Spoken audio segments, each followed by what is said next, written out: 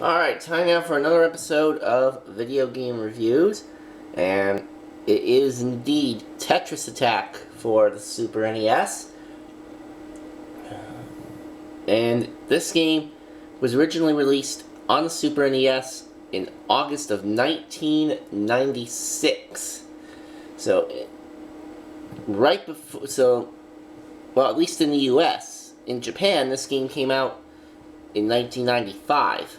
So, therefore, in the U.S., this game came out right after the N64 was released. Now, here's how Tetris Attack goes. The story mode takes place in the world of Yoshi's Island. Yes? I'm going out for a bit. Okay.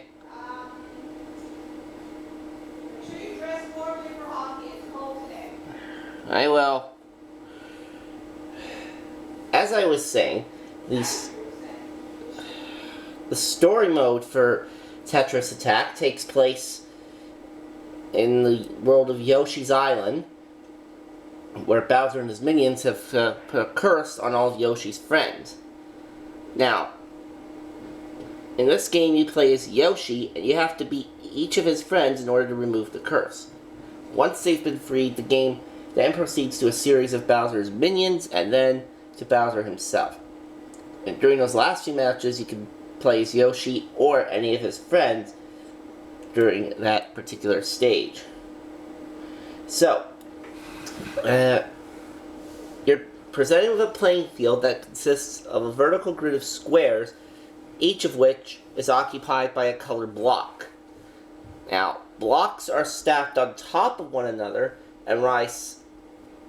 and steadily rise toward the top of the playing field with new blocks being added at the bottom. What you have to do is you have to arrange the blocks in horizontal or vertical lines of 3 or more matching colors by switching blocks horizontally 2 at a time. And as the matching lines are formed, the blocks are then cleared from the screen and any blocks above them fall the gap. Now, the game is over when either the blocks touch the top of the playfield or another game-ending condition is met, like reaching the time limit or clearing blocks below a set line. Now, if you clear more than 3 tiles in a single move, you score a combo.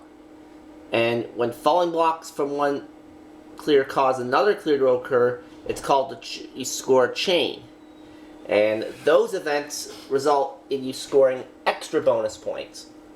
And then in multiplayer versus games, those send garbage blocks to the other player's playing area. Now, there are several single-player modes in Tetris Attack. The story mode takes place through the game's main plot, which pits you against a series of foes in a head-to-head match. The idea is to make the CPU player lose.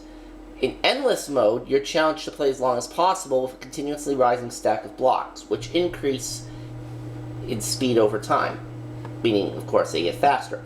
And what the Time Mode does is it challenges you to score as many points as you can within a 2-minute time frame, and the stage clear mode takes the player through a series of stages in which the objective is to clear blocks below a set line.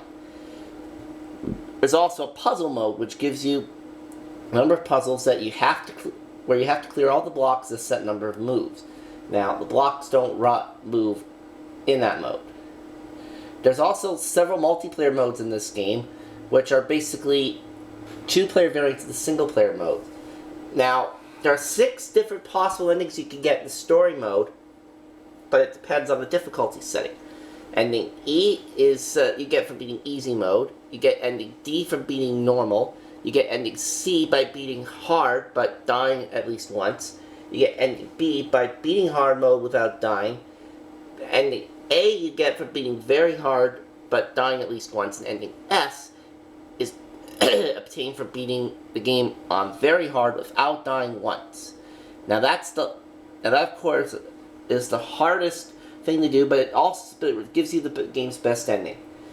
The only change from that is the final headlines and cutscenes you get. And of course, they came out with a sequel of this on the N64, which was, but they rebranded it as Pokemon Puzzle League.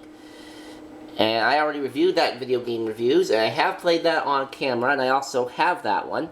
And this is a fairly good game, considering it came out pretty much right at the tail end of the Super Nintendo's production line. Anyway, that's going to do it for this episode. We'll see you next time.